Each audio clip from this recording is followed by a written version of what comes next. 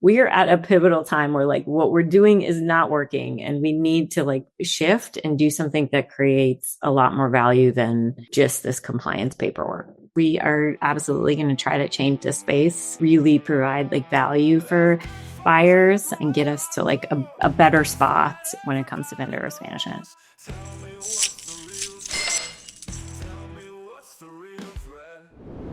Hey everybody, and welcome to the TPRM Podcast. Today we're welcoming Jadee Hanson.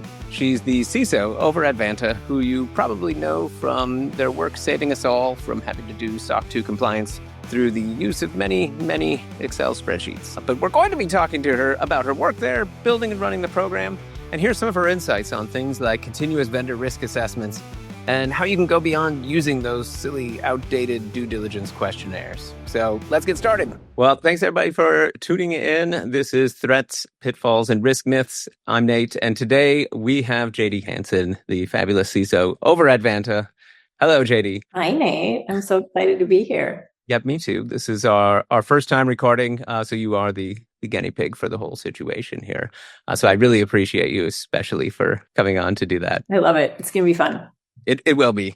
And I assume at this point, most people are very familiar with Vanta. It sort of changed the game for most of us when it comes to thinking about SOC 2 and compliance and how we kind of approach that as a program and a problem. I can think back to collecting all of the evidence in like Google Docs, spreadsheets, and doing it maybe once a quarter, or if you're really terrible, once a year. And so this sort of brought in like the idea of continuous compliance for companies where you didn't have someone whose full-time job was actually doing that. And so, I think people are mostly familiar with that, but you've been there now 2 years, is that right? December will be 2 years. And yeah, it's been fantastic. Can you imagine like the days where we ran around the organization and like got screenshots? Like that's crazy. So it's so fun to see this like whole like GRC space evolve into what it is now. And, everybody at Vanta is just like really proud of like the way that we've kind of like transformed the space and made it just a lot more efficient, a lot more effective. Got it to a spot where we moved away from like point in time checks to a lot more continuous evolution and visibility into different controls. So it's great. Yeah. That I don't think anyone longs for the days of old. But I'm also guessing, I know you spend a lot of time talking to customers, about how they're using the platform, what their GSC programs look like, concerns, all of that. I will assume that gives you some unique insights more broadly into the space when it comes to like software companies that are doing B2B software and what their programs look like. So I was kind of curious, because you see so much of the vendor side, right, of people who are offering these software services. When it comes to like vendor risk management, like what are some of the big failures? Because clearly we're not doing a very good job as an industry, speaking of security more broadly, of looking at vendors. What are some of the problems that they're having? How can we minimize risk? All of that. What do you see as sort of the big failures there? Yeah. Let's start with the big failures. I feel like we're going to make a lot of folks mad when we go through all this. So buckle up. Or they're all going to be like, no. Yeah, exactly. So stepping back for just a minute, in Vanta, like we have all of the continuous control monitoring and the automated evidence gathering. But in addition to all of that, we have like products that support GRC teams. So we do have a vendor risk management product in the Vanta platform. We have a risk management platform. We have training platform. We have all of these different functions supported in the Vanta product today. In our vendor risk management product, we are doing what the industry is started to do. We are automating this like industry accepted way of assessing vendors, which is sending the questionnaire from one vendor to another, filling it out, getting all the checks and all of that. People are really grateful for all these questionnaires you're sending. It's crazy. And what we've done at Vanta is, we're meeting the industry where they're at. Everybody's doing this. And so we're like, hey, how do we make this whole process faster and automated, and that's kind of where we are now. But that is not where we want to be. We really want to like change the space. We want to provide a much more valuable exercise than what we're doing today. I fundamentally think that we've designed this like process around vendor risk management that has become like a point in time checkbox theater. So we all talk about like security theater. I'm like, oh my gosh, we've designed like point in time checkbox theater. Too many companies are making vendors fill out this like 300 questionnaire spreadsheet and they're like, check, the job is done. I think the biggest failure is like we're treating VRM as this like compliance paper pushing instead of actually like addressing like the real risk in like an ongoing way. So like in an ongoing, like continuous way. So if you think about like what we do now within our internal programs, we want like this continuous monitoring. We want to know things are in place. But vendor, we're like, let's push this paper back and forth once a year and we think we're good. Well, if we really are honest with ourselves, all of our like most important data is with vendors. And so like we have to stop doing that and we have to like think about the space in a different way and try to get to an area where we are like continuously monitoring what's happening at each vendor location and how the data is being protected. Why do you think it's like that? Because to me, some of this is a lot of the buyers, you know, they're not software companies. And so they're not even necessarily qualified to know how all of the things happen in a fast moving software company. And so the software companies don't want to send sort of live feeds on everything because the recipient doesn't know how to interpret that. But also on the buyer side, they're just not equipped, right? Like they don't have staffing to sit and look at every one of 1,000 vendors and kind of understand what makes sense in the context of each of their programs. But it seems like the root cause of this is maybe even, I'm thinking too far into it, and it's more just like we're doing this because it's what's always been done, and it's really just like inertia, and that's about it. I mean, what do you think about that?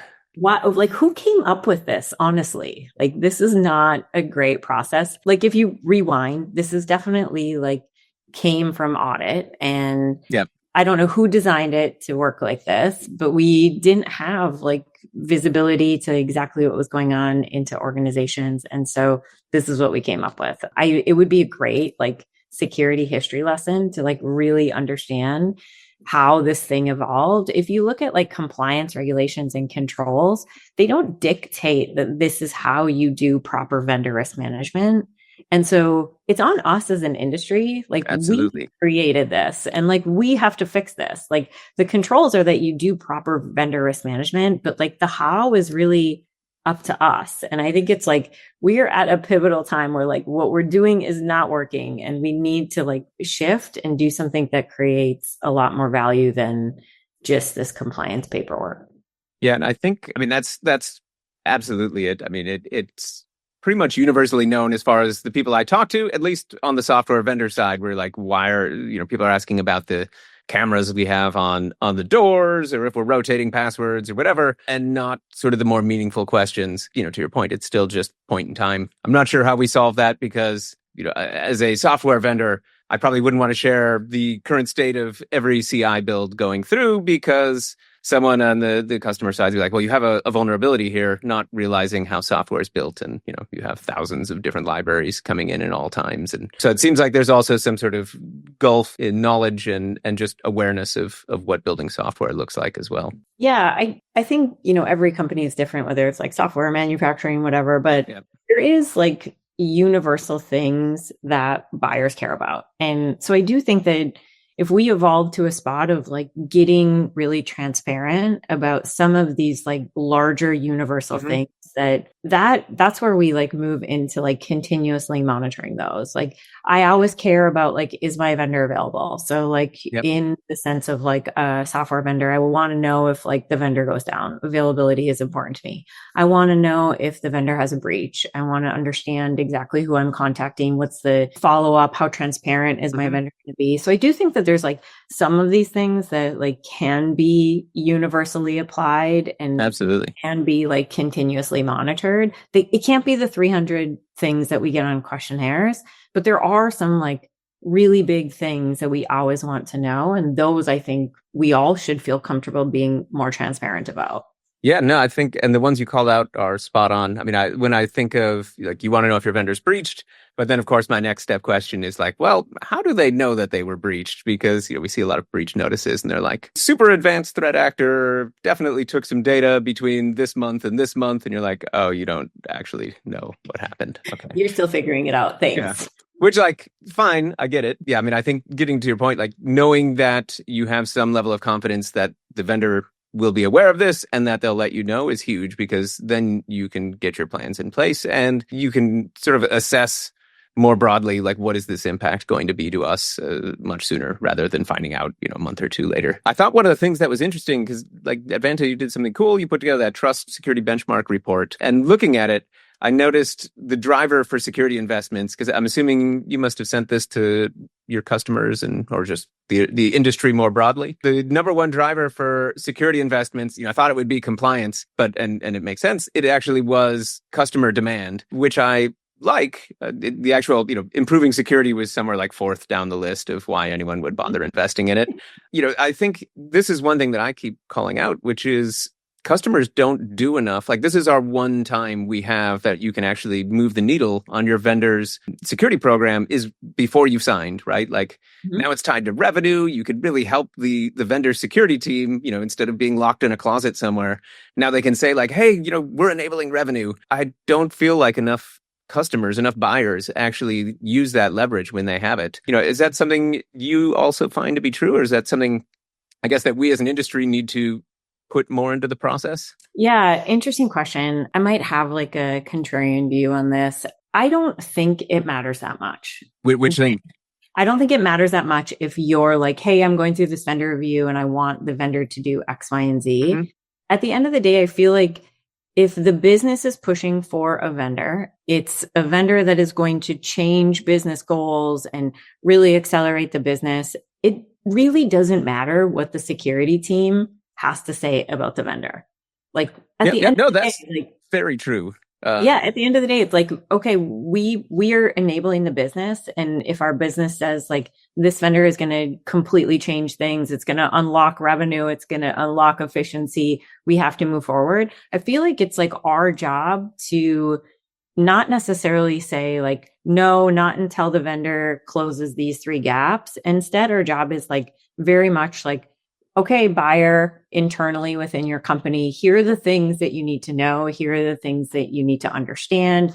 Here are the risks that you're eventually going to accept. We can try to push a few things on the vendor, but I really don't feel like that's where we like make risk reduction. I think we make risk reduction by like fully understanding things internally, making sure that people sign off on things. And then I also think we do a ton of risk reduction by taking the vendor's like secure implementation guidelines and making that happen within our scope of responsibilities. So it's very hard for me to look at vendor A and say, hey, I want these 6 things done. Guess what? They're getting hit by every one of their customers and everybody has 6 things. So like, I'm going to have a lot more wins by like internally and like making sure people understand risk, making sure people accept risk, making sure I implement whatever software it is, like the best I can. If there's ways I can like reduce the amount of data I'm putting into a system or move it from like, hey, we're no longer going to put restrictive data there. We're going to put this data in. Like,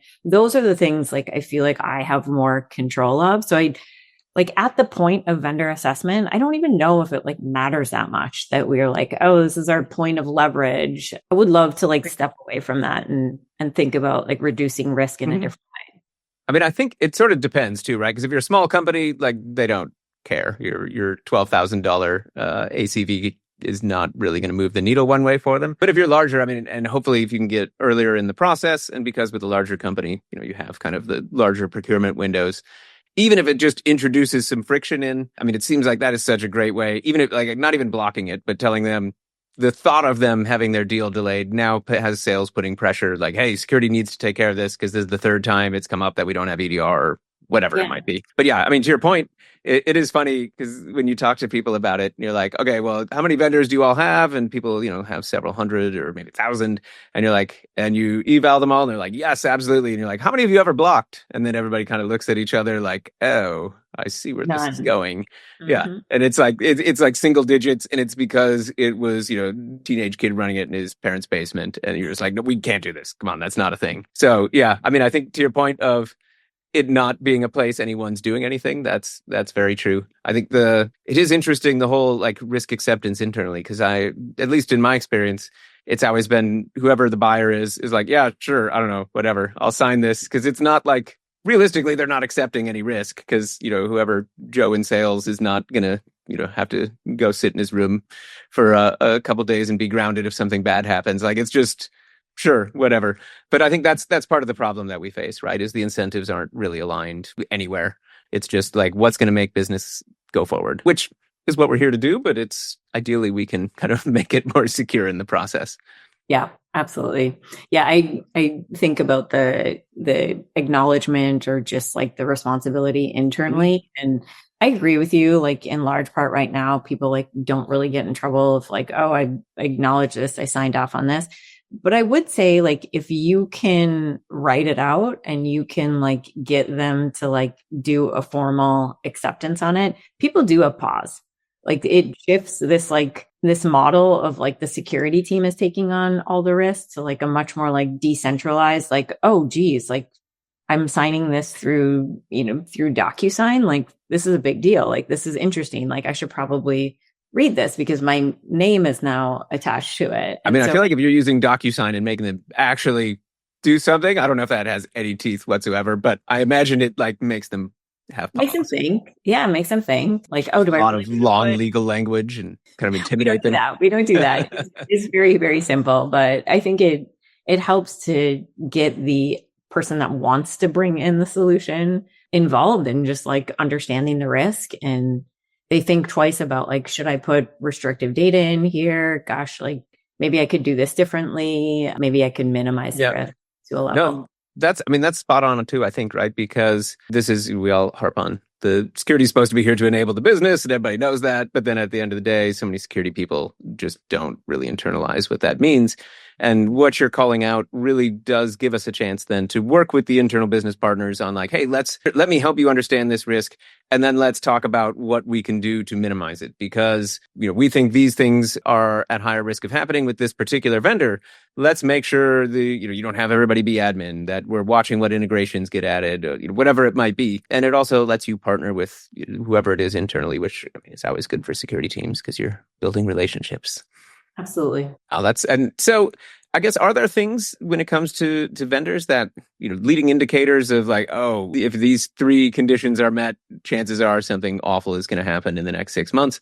I mean, are there things like that? Or is it really, I mean, the point being, we can't necessarily tell who or what or when is going to get breached? Yeah, this question is super interesting. So leading indicators that actually predict, like, we'll regret having this vendor, I don't actually think it's related to security. Mm-hmm. I think there's a lot of tech that we move forward with and we jump in, we like, here, interesting thing, tech looks interesting. Hey, our competitors using it, and we buy tech and we find out like, hey, it doesn't really solve our problems that we had to begin with. And I don't know that there's a lot of times that we buy a vendor and then we regret the purchase because of a security reason. To me, it's like much more about like functionality and like not starting with like requirements as like step one. Yeah, no, and that's, I mean, again, going back to like security is here to enable the business. This is where a lot of folks in the field that I talk to, they're not like, when they see a vendor and doing vendor risk assessment, they would never think to even ask the things you just talked about. They were just going to look at it from the security side of things instead of feeling empowered to, if they understand the business and the goals and what the tool does, to even step outside of the lane a little bit and, think about, is this meeting the need that we have? Like, strategically, what are we trying to solve? What are we trying to do? Does this enable that? And I mean, I think that'd be one huge thing, that security in general, we would be in a much better place if we did that, because then you're actually a business partner instead of the people we go to for our questionnaires to make sure that they get filled out. 100%. You did a stint at Target. I did a stint at Target. But I remember when we were at Target, we actually had a whole team that was doing like more like enterprise vendor risk management. And it was like, yes, security is a component of this, but it was like financial stability of the vendor. It was availability concerns related to the vendor. It, is much broader than like what I see happen today, where it's like, hey, security does their thing, legal does a contract, and then we like move forward. And so I do think like proper vendor management, enterprise vendor management includes like a lot more of like, is this meeting business objectives? Is the vendor financially stable? Yes, security component, but a larger picture than what we have today. Yep. And a lot of that, I mean, is tied to the context of the engagement, because maybe they might not be financially, they're a Series A or whatever company, but if you're not building a million integrations into it and tying a bunch of stuff, like, sure, we'll replace them if it doesn't work out. And I feel like we have a bit of a sort of one size fits all sort of approach to risk management. Like here, even if it's not the questionnaire, it's like, here is the process. And it isn't flexible necessarily to account for these different realities of like, what processes and systems does this tie to? What is it enabling?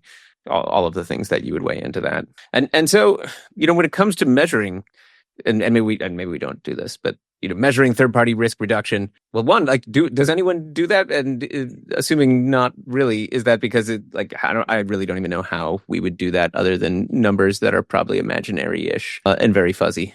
Do you do that? Have you ever done that? I've never done that. Okay, so here's how I think you could do that. All right, so I'm going to first take this as you probably aren't doing that either. It seems like a thing we should be doing, but then I'm like, I don't know how to really do that.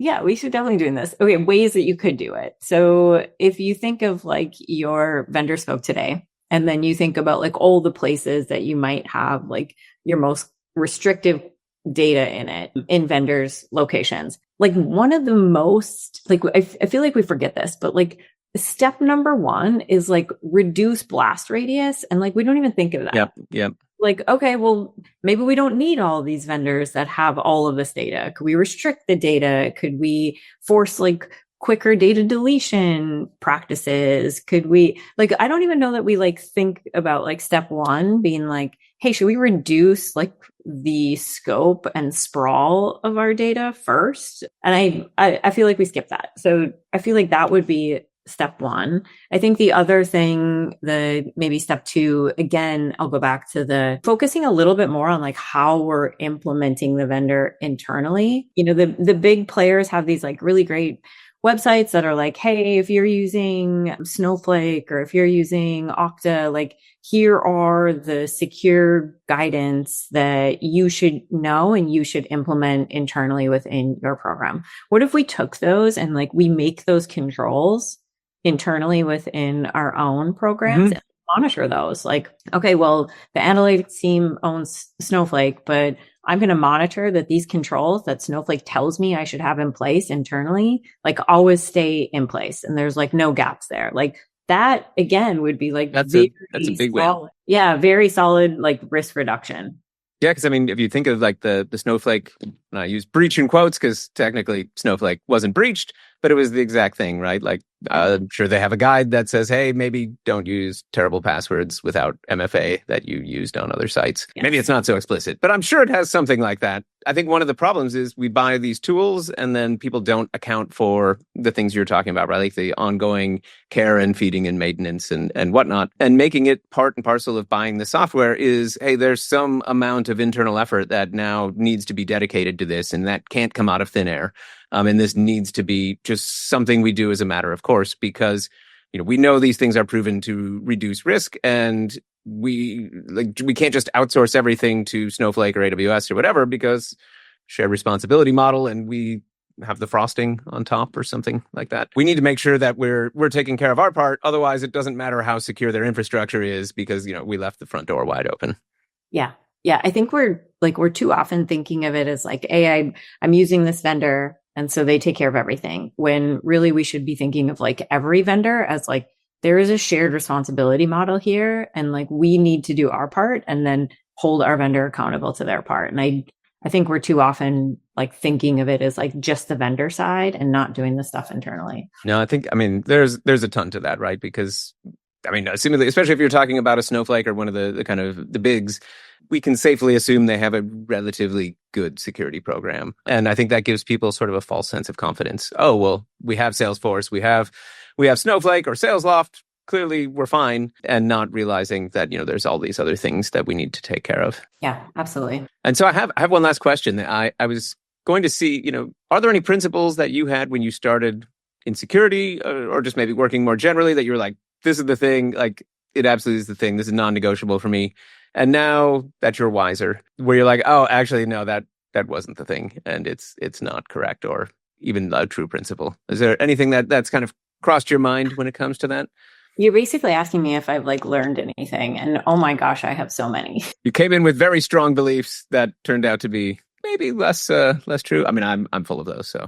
I'm full of those as well. I'll stick with like the vendor topic. I used to think that every vendor had to be fully assessed by the security team before purchase. Going back to what we said before, like I think in reality to like truly enable your organization, sometimes you have to like onboard quickly and like mitigate things as you go and accept this like short-term risk that, hey, your security thing isn't quite done, but like let's run. And so to me, like my principle now is like vendor risk management needs to shift from being like this imperfect whole gate.